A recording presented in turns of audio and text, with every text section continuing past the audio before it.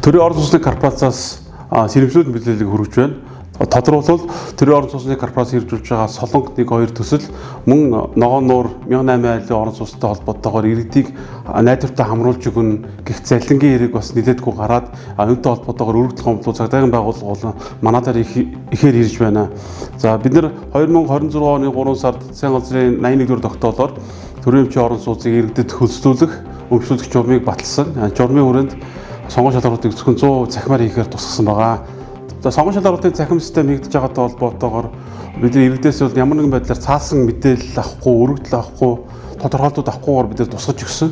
За хэдий тийм боловч иргэдээс бас нэг загвартай алдан бичгүүд өргөдлүүд бас ирж байна. Энэ цаанаа бас залингийн шин чанартай байх магадлал өндөр байна. Дээрэс нь одоо янз бүрийн бид нар төрийн бус байгууллагууд манай дээр алдан бичгүүд ирдэг. Энэ төрийн бус байгууллагуудын ард бас залингийн шин чанартай өгдлүүд байх магадaltaй учраас бид нэр цагдаагийн байгууллагад хандаад байна.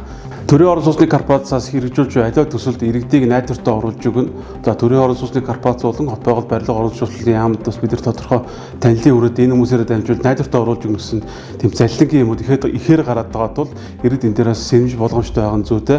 Хэн нэгэн хүнийг таньдаг байлаа гэд энэ бол цахим системээр буюу 100 сонгон шалралт маань 100 цахимаар хийгдэх учраас энэ дээр ямар нэгэн тийм боломж байхгүй гэдгийг иргэд маань их сайн ойлгоорой гэдгийг та бүхэнд өсөж байна.